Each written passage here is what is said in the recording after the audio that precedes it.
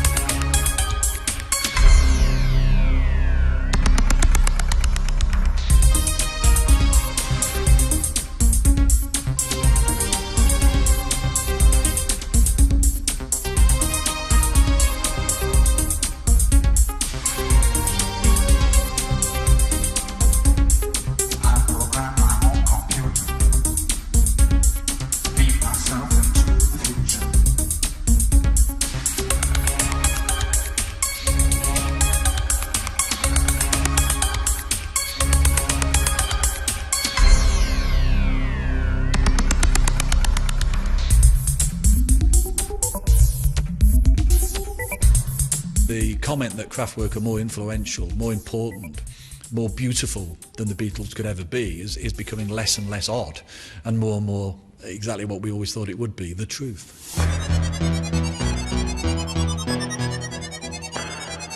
In the late 60s and early 70s, when Kraftwerk was striving to find a new artistic voice in the pop cultural vacuum of post-war Germany, few would have predicted that these reclusive Rhineland experimentalists would become one of the most influential pop groups of all time.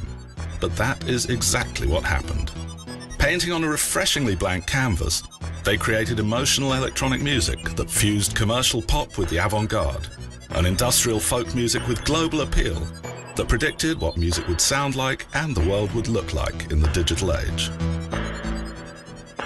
Unsere Generation, wir mussten halt wieder von vorne starten, und da wir irgendwie in dieser reinen Ruhr-Situation leben, ist die Musik eben statt von ländlichen Sachen mehr von Stadt und Maschinen beeinflusst und spiegelt diese Sachen wider.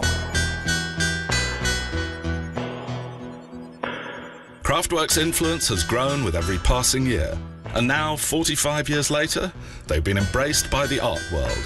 Their Gesamtkunstwerk celebrated in elaborate 3D concert seasons at iconic art spaces in New York, Düsseldorf, London, Sydney and Tokyo. The most apt of these events took place in the former power station at London's Tate Modern. 8 nights sold out in minutes, with ticket demand crashing the servers, and the public and critical hysteria confirming their status as a work of art. With over 100,000 disappointed fans stuck outside in the cold, our cameras were invited in by the group to capture world-exclusive impressions of their sensational show for this film, Kraftwerk Pop Art. Putting them in a gallery or a museum is utterly appropriate because they are, in a way, living sculptures. They are an installation. They are an installation that involves a commentary on pop music, a commentary on show business.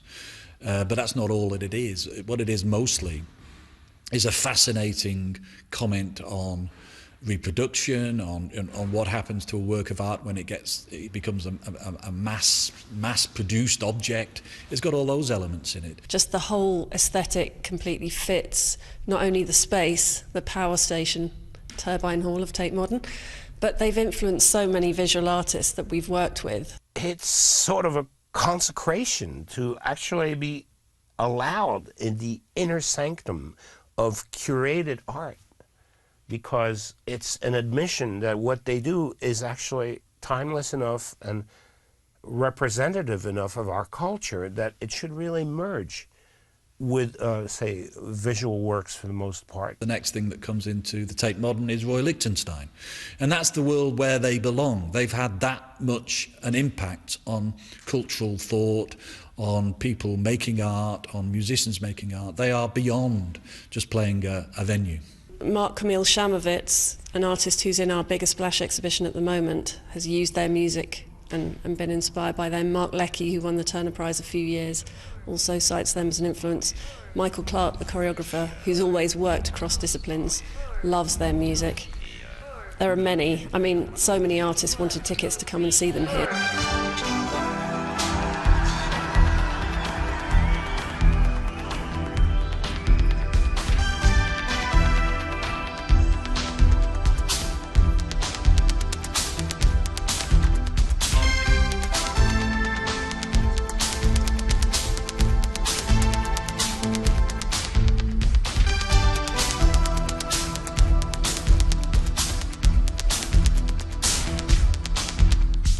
Interpol, ein deutscher Bug, FBI, Scotland Yard, CIA, KGB, control the data, memory.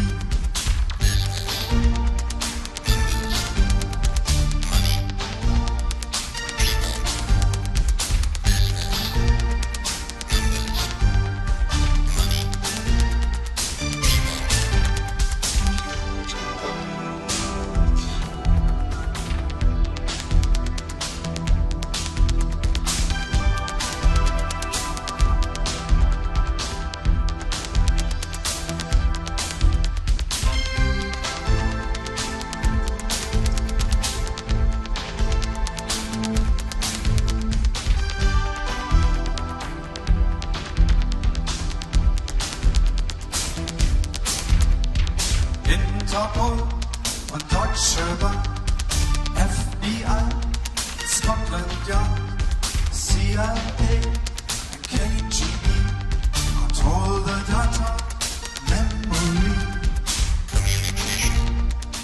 Kraftwerk's show actually is a real show, but it doesn't rely on the cliches. And there's something about the standing still that's very fascinating, as well as a distillation of performance, because the corny movements in rock, the holding of the guitar that way, the thrusting of the groin that way, the shaking of the head and the swirling of the microphone is ultimately ridiculous and monotonous and pointless, that I'd rather I think in the end see the distillation to the stillness with all that going on around them. But it is performance, you know, and it is transfixing. That was a really important thing for us, was the visual aspect of what they're doing, which is becoming more and more important for them. And they've put so much work into the visual 3D show as part of this. It took years to make it work properly, to make the robots work, to make all those things work. And technology's come to the point where it can get better and better and better. So it's a show, it's a concept that can continue to develop. I think that's what drives them. I think the fascination of how far they can go with that technology. Kraftwerk came into being when Ralf Hütter met Florian Schneider on an improvised music course at Düsseldorf Conservatory in 1968. Early incarnations of the band included a live drummer and a guitarist who went on to form Neu. But in the flourishing German music scene of the day, the band with which they had the most in common were classically inspired electro-experimentalists Can. The two acts jammed together at an art gallery, and their first official concert together was a free-form televised youth show from a youth club in Unna in 1970, before Kraftwerk had released a single album. Wir hatten 1968 uns ein kleines Studio gebaut und das dauerte gar nicht lange. Da kamen zwei Leute aus Düsseldorf und wollten uns eigentlich besuchen. Das war Ralf und Florian. Und keiner konnte eigentlich irgendwas Besonderes, sondern man stellte sich aufeinander ein. Und es war ein ganz offenes Musikkonzept, was damals war. Und dann gingen die nach Hause und es dauerte gar nicht lange, da kamen die aber wieder. Und das machten wir ein paar Mal. Und dann waren sie plötzlich weg. Und Michael Caroli, unser Gitarrist, der sagte, Ich glaube, wir werden von denen noch einmal hören, denn er sagt, der Ralf, der spielt wirklich etwas Substanzielles. Das, was der macht, hat Substanz. Das erkennt man sehr schnell, wenn man miteinander so improvisiert.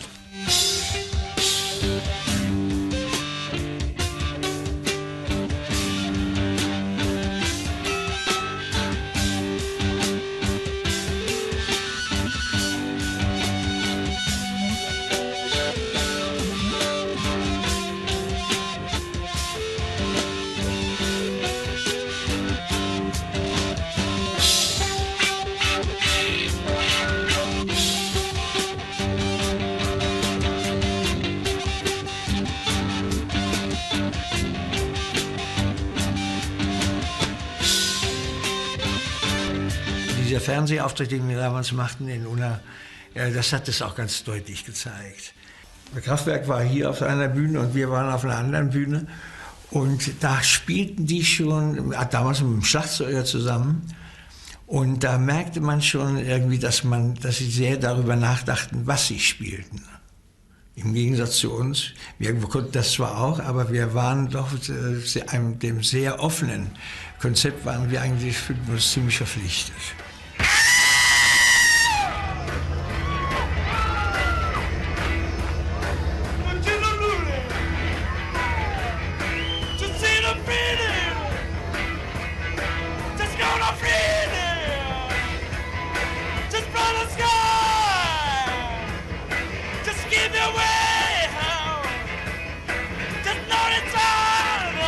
The influential British rock press lumped together the many and various German bands of that era under a quirky title that gave no hint of how revered and influential many of them would be in decades to come.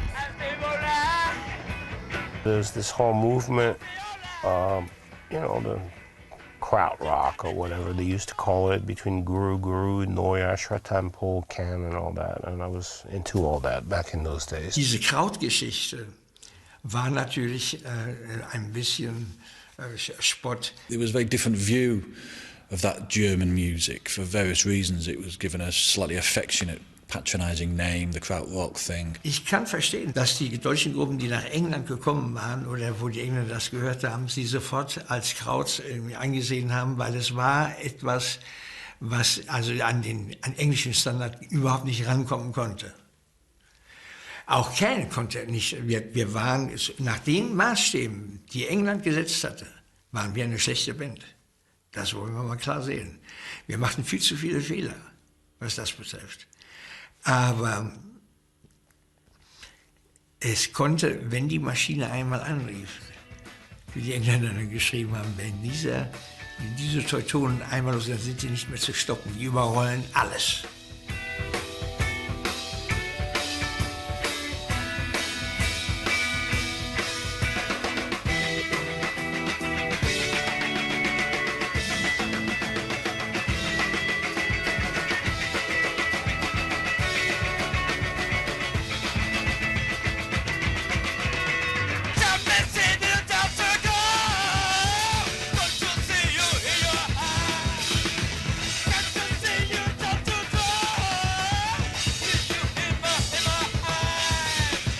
They still seemed to come out of the Interstellar Overdrive end of Pink Floyd. They still seemed hippie. They still seemed not what they became. Da wurde so Musik gemacht ohne Maschinen, sondern eigentlich mit ein paar kleinen Spielsachen. Es klang fast ein bisschen nach Spielzeug. We obviously filter the whole idea of Kraftwerk now through what they've become.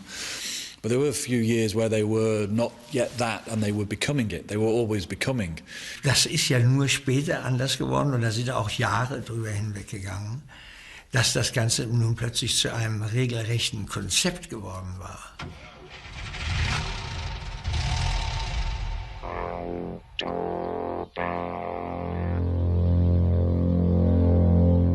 The first impact with Kraftwerk was, I guess, for me, in a way, seeing the sleeve to Autobahn, because that was a revelation in a way, because then they distill lots of things down to just a kind of impression of something and seemed suddenly very modern.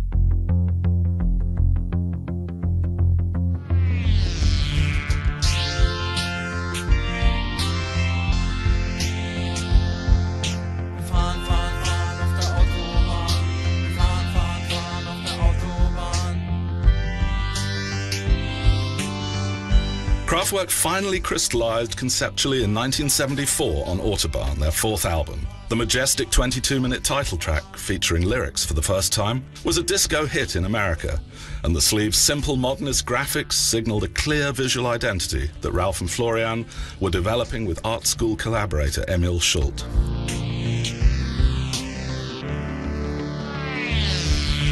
Design guru Neville Brody, now a lecturer at the Royal College of Art in London, was the most influential graphic designer of the 1980s. His role as art director of Style Bible The Face magazine began with his 1982 layout of a Kraftwerk interview. He remembers the impact of their visuals most clearly.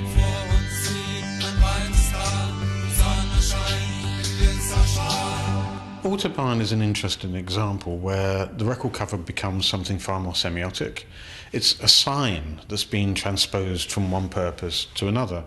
And it's sort of saying that pop music doesn't necessarily have to be self-referential anymore. It can look at other ideas in society. Most of their work on covers resolved around using themselves as part of their own brand image and not taking it too seriously.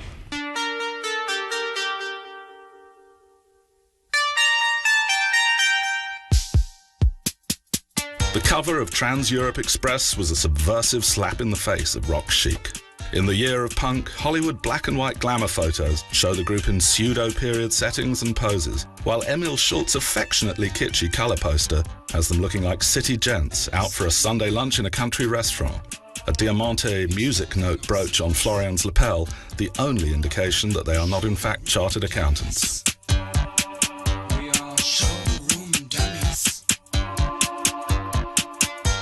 They started to build the connection between Dadaism, constructivism and modern music.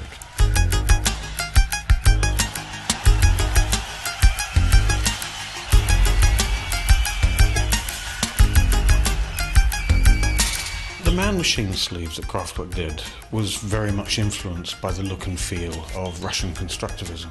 And it was born out of the idea that the future would be built by engineers and scientists, and that in fact our faith in engineering was what was going to bring us to utopia. So it was a kind of utopian ideal.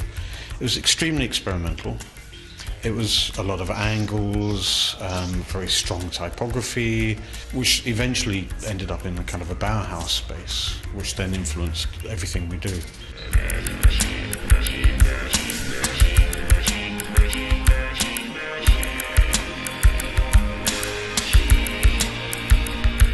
Constructivism was very engaging, it was very powerful, and the prime influence within constructivism was a man called Alexander Rodchenko.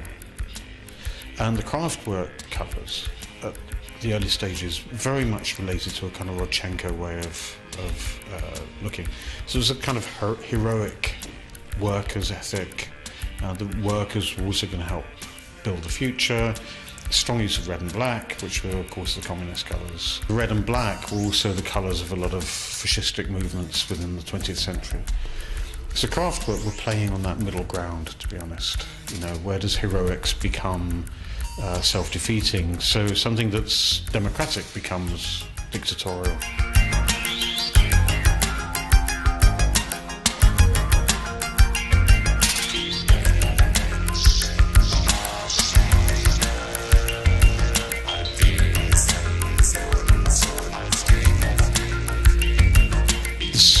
The way of thinking that Kraftwerk had within record covers was quite radical. Actually led, I think, to a lot of certainly the early punk covers and the early new wave covers. Factory Records were clearly influenced by this, as was the early work of Malcolm Garrett.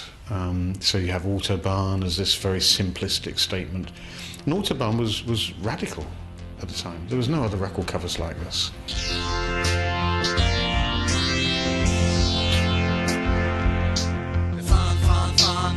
Autobahn won Kraftwerk new fans like Rainer Werner Fassbinder and David Bowie, the latter touring Europe in a vintage Mercedes playing Autobahn non-stop and telling everyone that Kraftwerk were his favourite band, an act of patronage that forever changed their status with the rock press.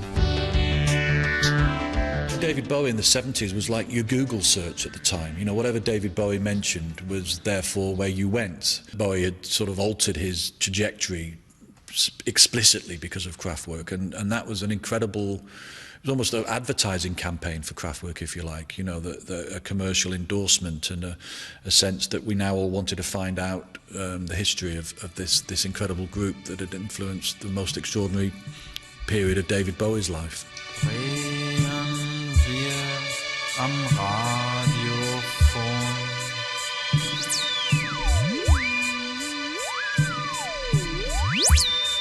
Vernehmen wir den Sendeton.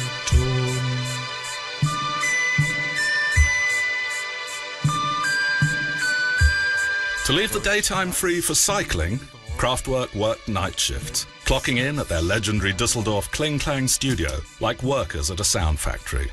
The albums they produced there sounded like nobody else, partly because they had challenged technicians to develop new instruments for them, equipment not available to anyone else. Man kann ja nicht in den Laden gehen und diese Sachen einfach sagen, ich will das jetzt. Wir mussten das eben selbst machen, alles. Wir basteln immer selbst mit einem anderen Freund, der ist noch Musikingenieur oder Toningenieur. Der hilft uns und wir bauen dann die ganzen Sachen selbst. And the yearning, romantic beauty of the music they created with that equipment shattered the strongly held misconception of electronic music as emotionally frigid.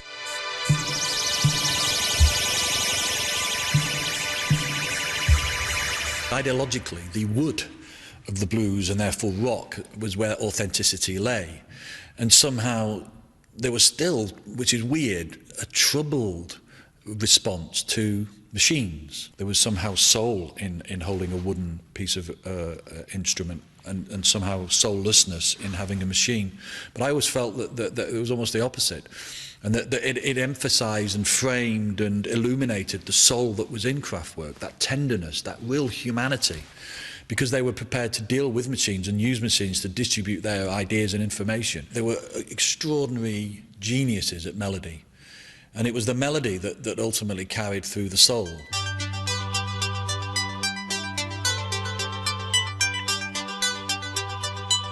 Kraftwerk weren't the first, but we consider them to be the first to understand the potential of electronic machines and the studio itself and the combination of the two things to really create popular music. And of course everything that happens since Kraftwerk has been a continuation of that. You take, say, their closest rivals in terms of iconic presence, we would say, the Beatles. Well, the Beatles don't really influence anything. The Beatles influence Elton John and George Michael and Take That and, you know, maybe ELO at a pinch, but they don't really influence anything. It was almost like that was a juddering halt already to an extent.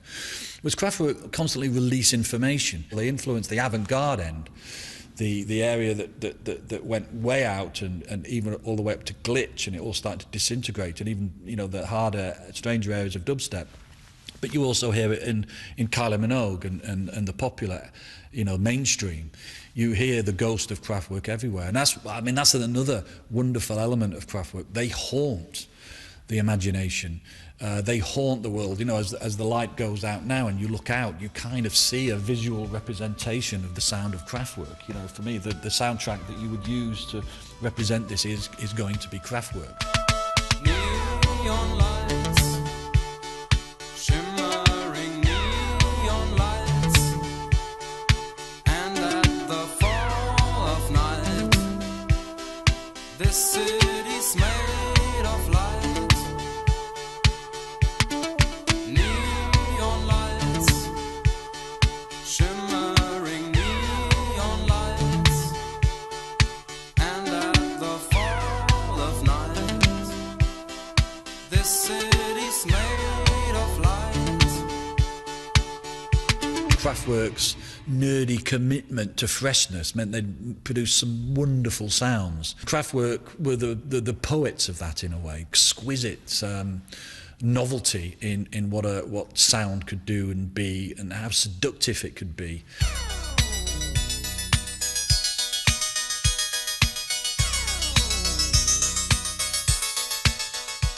Kraftwerk's genius in a way was not just giving it the rhythm that then consoled people, and they understood that it was attractive because there was this wonderful rhythm, but they also applied beautiful melodic sense that wasn't just an understanding of melody within popular music or rock music, but an understanding of melody that went back centuries. And in that sense, I always felt that they were classical musicians whose genius was to understand that popular music and the way that it used the studio was actually where the new developments were taking place in music. Kraftwerk understood that the studio was it was as important an instrument and an arrival of an instrument as the piano was in Mozart's time. We're not only looking at one of the seminal acts in the history of electronic music, but you could say arguably one of the most powerfully inspiring ones, and therefore probably one of the most likely to become as legendary as Mozart and Bach and some of those composers whose work and music we still revere hundreds of years later. I see that now. Undoubtedly, without any reservation.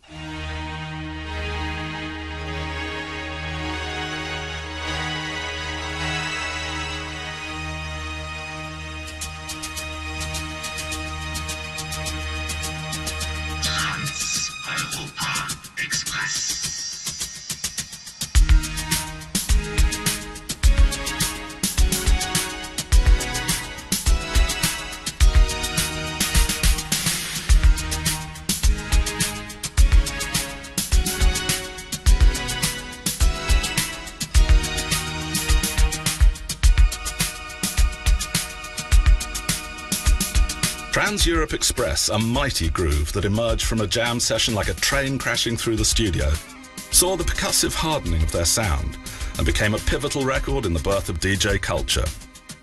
Trans-Europe Express was the only record that Grandmaster Flash would play uninterrupted, and visiting a loft club in New York, Kraftwerk were amazed and pleased to hear the DJ playing an extended loop of metal on metal, exactly as they would in the studio.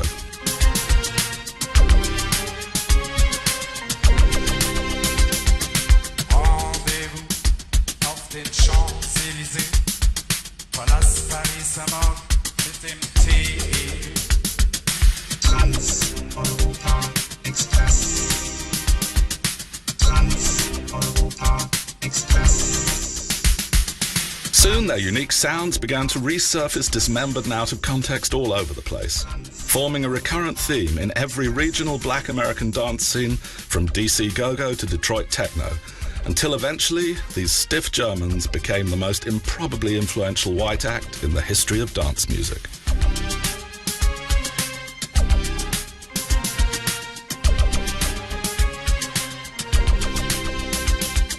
What was fantastic about that is, first of all the white music that borrowed so liberally from black music didn't give anything back. Kraftwerk sort of have basically, on behalf of the entire white world, handed back some of the debt that is owed to, black music, giving so much that white music nicked. Rock and roll and everything that came nicked so much. It was a dreadful form of cultural colonization, and Kraftwerk, in a sort of rather sweet liberal way, have basically given back.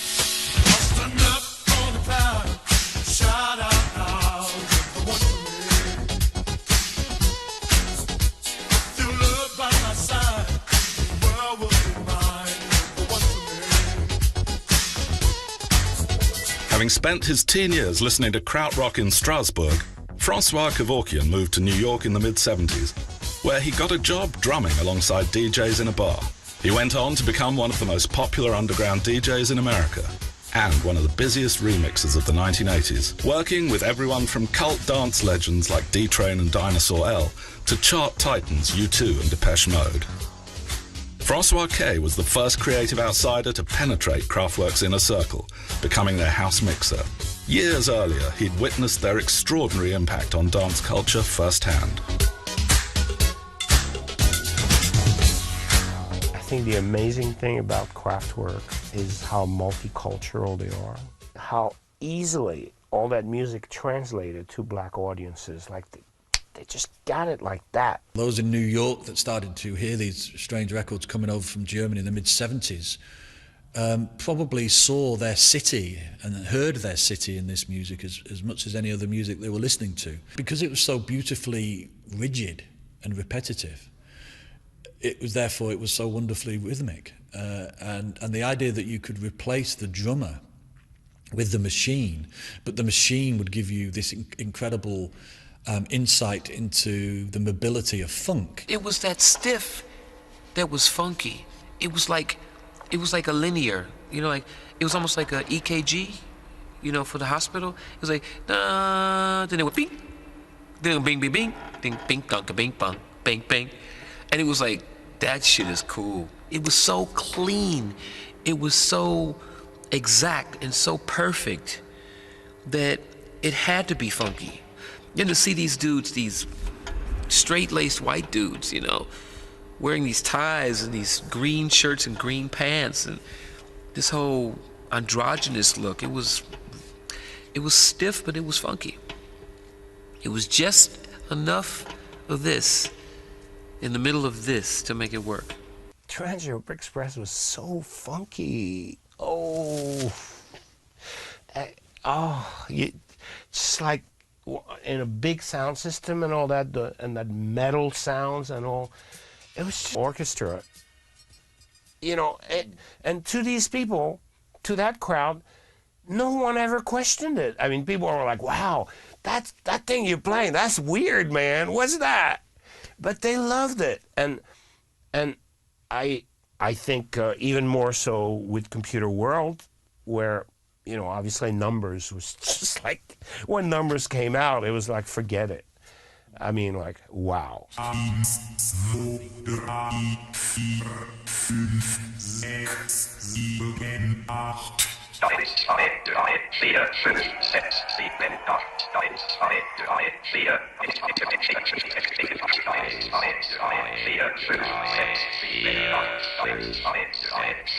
7, 8.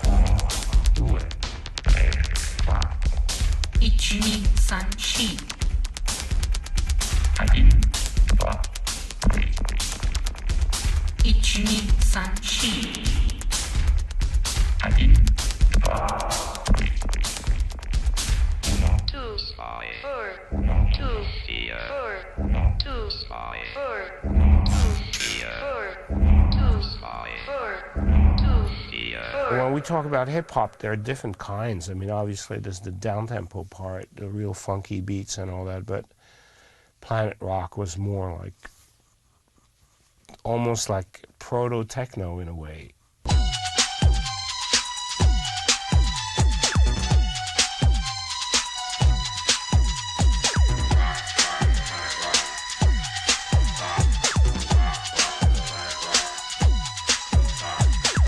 On On his groundbreaking hip-hop hits, Planet Rock, Looking for the Perfect Beat and Renegades of Funk, Afrika Bambaataa fused beats from Trans-Europe Express and Numbers so prominently that Kraftwerk ended up receiving royalties. It was obviously something Arthur Baker and John Roby did as a production team. I think that was a bit of a genius move on their part because they kind of like took these two very strong elements and made it into something that was just so irresistible. I guess history, you know, validated that particular record as being one that sort of helped start the whole electro movement.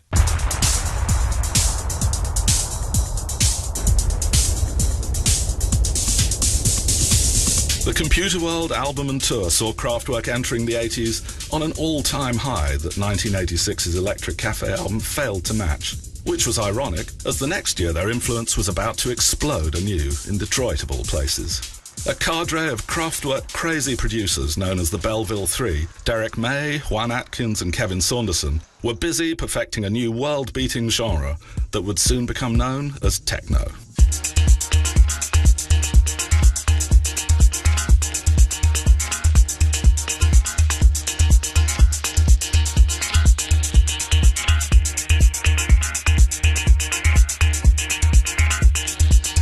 I've only met Ralph Hooder and Florence Schneider once. That was in Detroit. That was 15 years ago for sure. It was a huge concert for them. It was almost like a restart of their career. And they were very happy to come there. And they sold out a venue that holds 7,000 people. It was an amazing show. It was an amazing moment. The energy was incredible. It wasn't just intellectual heads that were there to hear them play. It was kids. This was incredible for them because they were playing to like fans, people that were just like loving the music and they were screaming and making noise. And this was, I think, a very important show for them. It really sort of sent a chill up the spine of all the guys from Kraftwerk to make them realize that they had a second life. And Detroit was the place where it started. It wasn't just us, it was the whole of Detroit, Michigan, the whole of Cleveland, the whole of Chicago. Black people, man, were like locked into this music. On regular radio, on daytime radio in America, you could hear Pocket Calculator on the Computer World album. You could hear Pocket Calculator, Janet Jackson, Rick James, and a Prince song, all in less than 30 minutes. Wenn ich diese Taste drück, spielt ein kleines Musikstück. Und wenn ich diese Taste drück, spielt ein kleines Musikstück.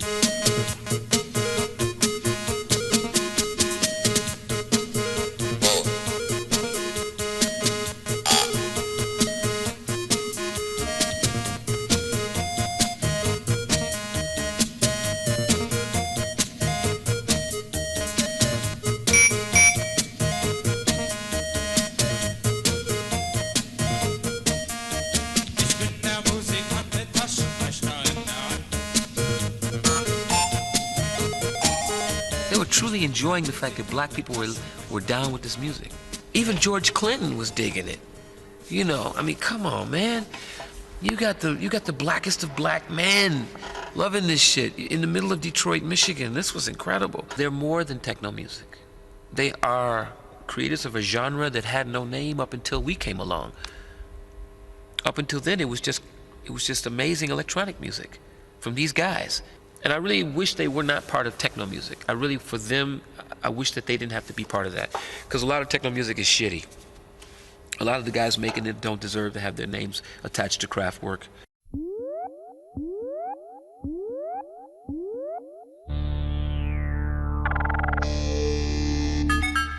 cover to We Are the Robots, they played on this kind of sexuality thing a little bit. They kind of enjoyed it. We Are the Robots was definitely their sort of stepping out moment as a creative, androgynous group. Nobody knew for sure if these guys were gay or straight, and I think they really enjoyed that.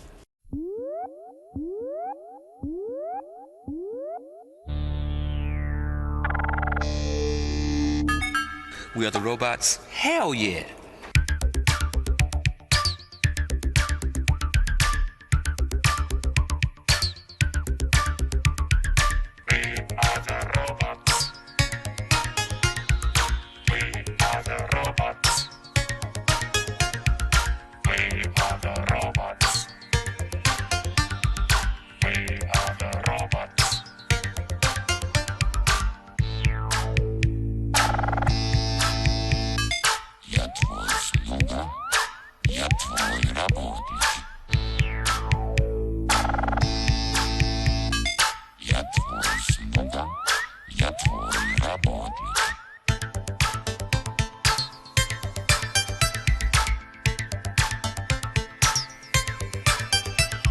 It was so funky without being funky. It was like as if it was, wow. It's hard to explain it, you know. I mean, the bass line to Computer World, dun dun dun dun dun dun dun dun, you know, that was incredible, man. It's more fun to compute. These songs, man, it was just like, fuck. This shit was on fire.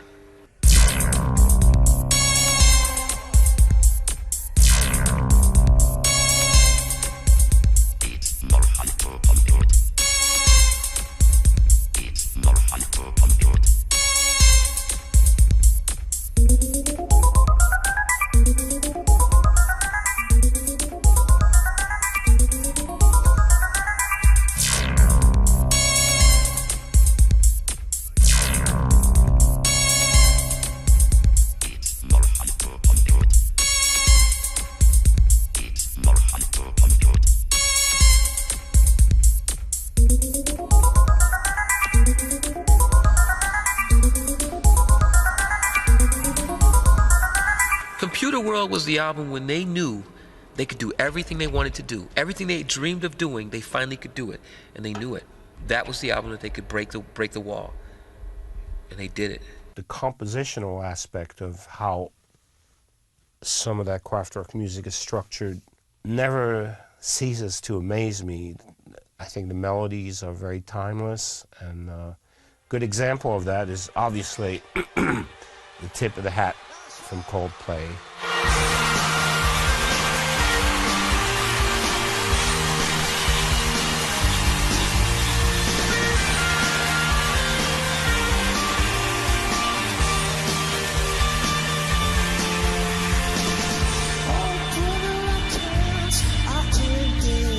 They were very big fans of the band's melodies, and when they did that song, it was definitely a tribute, a tip of the hat, or a way of saying, wow, we love you so much.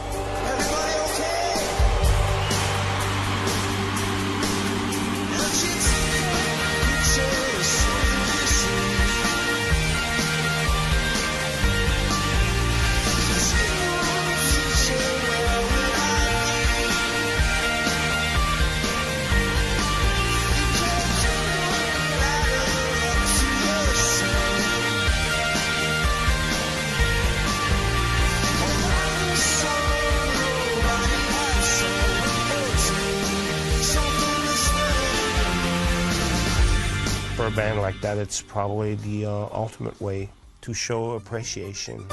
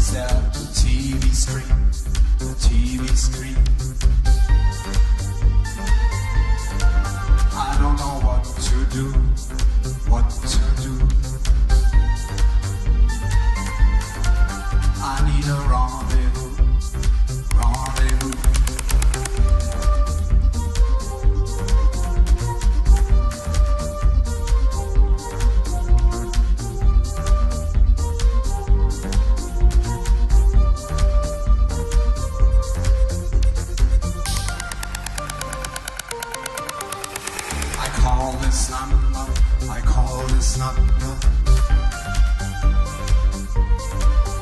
for the database.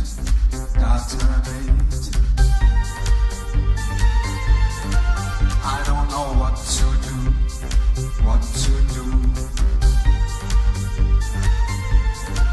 I need a rendezvous.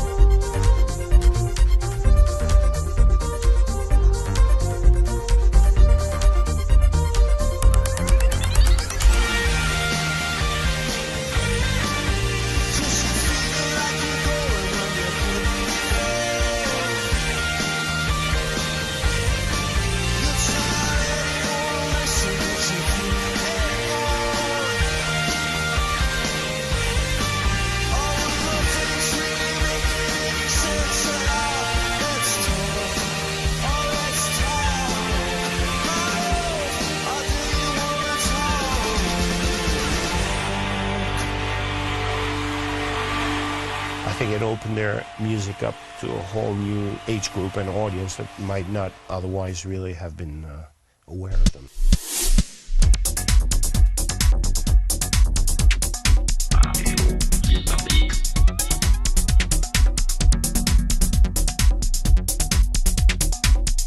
Being aware of Kraftwerk does not mean, however, that this new generation of fans had it any easier getting tickets to the Tate Modern concerts. With 9 out of 10 applicants disappointed, young devotees organised a midweek Kraftwerk party in fashionable Bethnal Green to coincide with the group's shows.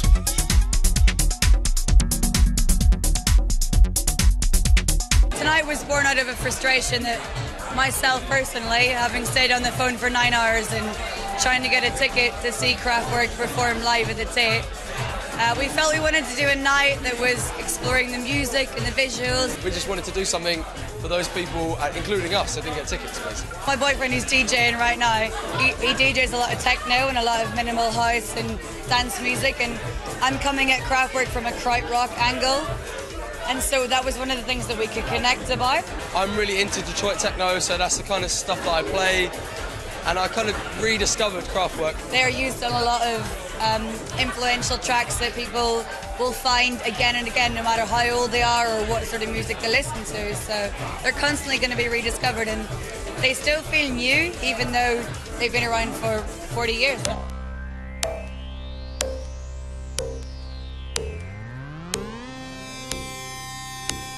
The difficulty of getting Kraftwerk tickets pales in comparison with the difficulty of getting close to the band.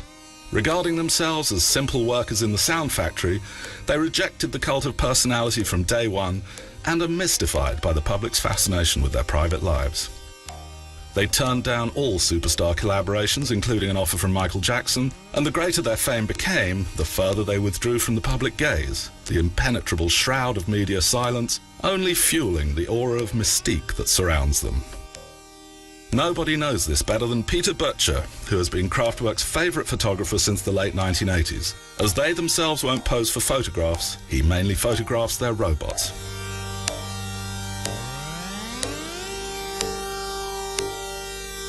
Bei Kraftwerk geht es nicht um die Person, es geht um das Werk. Und die Roboter, die ich fotografiert habe, sind quasi Stellvertreter für das Gesamtkunstwerk von Kraftwerk. They were careful enough never to put themselves in a position where they were being held prisoner by the media. They decided when they wanted the media to be their prisoner. They decided when they wanted to make the industry bow to them. It's a really important thing, especially in today's age of like everybody being on Twitter and Facebook and sharing like every detail of their private life. I went to the toilet 2 minutes. Je suis allé aux toilettes, là je vais me laver les pieds. Après je mangerai des spaghettis et peut-être que j'irai au cinéma. Comme si votre vie était si importante que les autres devaient tout en connaître.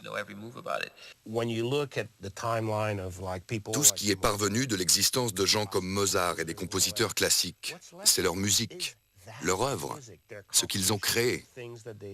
Le reste, c'est anecdotique.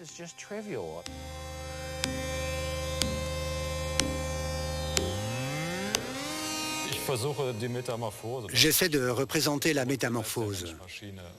Le sujet principal est l'homme-machine et à travers mes images, j'exprime le fait qu'on ne maîtrise pas vraiment ce phénomène. Dans l'exposition, il y a une photo prise à Manchester qui montre la fusion bien réelle de l'homme et de la machine. Les spectateurs n'assistent plus au concert de façon immédiate, mais regardent l'écran de leur smartphone tout en filmant. Pour moi, c'est l'aboutissement de ce processus de fusion.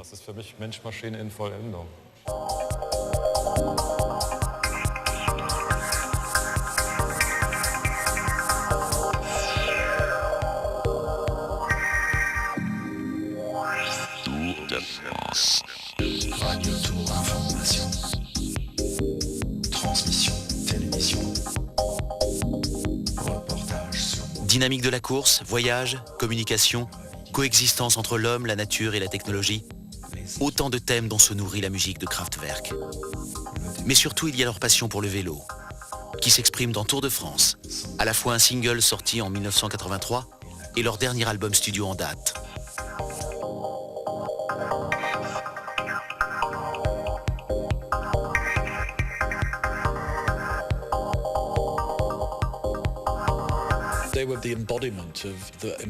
Ils ont incarné le mouvant et l'émouvant du XXe siècle, dont ils ont extrait la quintessence sous forme de haïku électronique. Pour moi, ce sont des historiens. Ils font la chronique des bouleversements qu'entraînent la vitesse et la technologie. Ils parlent de la relation de plus en plus problématique des humains aux machines. En ce sens, ce sont aussi des penseurs de notre culture, comme Roland Barthes ou Walter Benjamin. Ils établissent un diagnostic de ce qui se passe autour de nous et en révèlent les contours dans de brefs poèmes mélancoliques. Cravate et chantent en allemand des hymnes industriels. Avec Computer World, ils affirment ce goût du politiquement incorrect. Alors que l'ordinateur personnel n'en est qu'à ses balbutiements, ils mettent en musique une machine perçue comme un outil de surveillance au service d'un État oppresseur.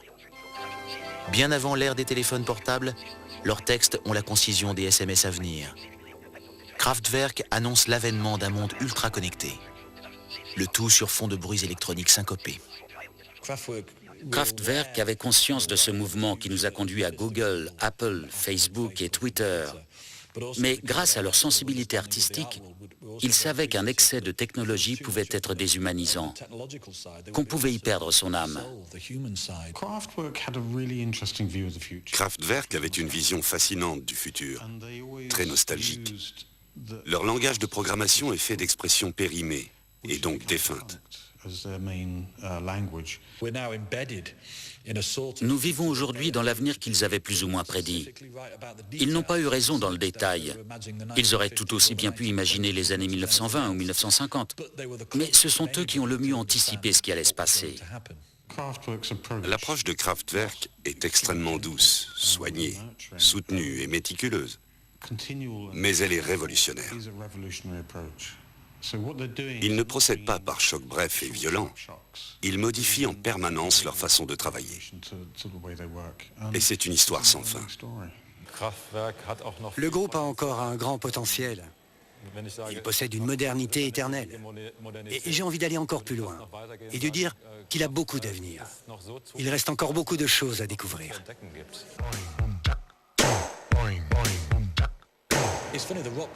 Les critiques de rock déplorent parfois le fait qu'il ne reste qu'un seul des membres fondateurs de Kraftwerk, comme si c'était les Dave Clark 5, les Sweet ou les Tremolos. Mais peu importe qui compose ce groupe, il est en lui-même une œuvre d'art. C'est comme si, devant un Picasso, on trouvait bizarre que le peintre soit absent. Normal, il est mort. De même, Kraftwerk survivra à la disparition de ses membres. C'est comme une exposition vivante qui agit sur l'histoire de l'art électronique. La qualité du son, la production, c'est le futur. Écoutez-les et sauvegardez-les. Ils ont un rôle historique. Vous avez déjà des morceaux de Duke Ellington et de Miles Davis. Vous pouvez les ranger à côté. Mélangez le disco et Kraftwerk et vous avez toute l'histoire de la musique depuis le milieu des années 70. Je me rappelle très bien la première fois que j'ai entendu Trans-Europe Express et I Feel Love de Donna Summer. Après ça, il n'y avait pas de retour en arrière possible. Une fois qu'on a écouté ça, le reste paraît insignifiant. Vous pouvez rentrer chez vous, ils ont gagné. L'histoire a prouvé que les vrais fans des débuts comme nous, ceux qui ont aimé Kraftwerk dès les années 70 et 80, avaient bon goût. On avait raison. Je veux remercier chaleureusement Kraftwerk. Merci de nous avoir donné la chance de grandir avec votre musique. Quand je veux me détendre, aller contempler le coucher de soleil, ou simplement conduire très vite sur une longue ligne droite, c'est eux que j'écoute. Ça me permet de me ressourcer, d'oublier toute la connerie du monde, de me rappeler du niveau de qualité qui existait. J'ai envie de dire aux jeunes, éteignez votre ordinateur ou votre télé, fermez les yeux et regardez ce que vous voyez. Ce que vous verrez, c'est vous.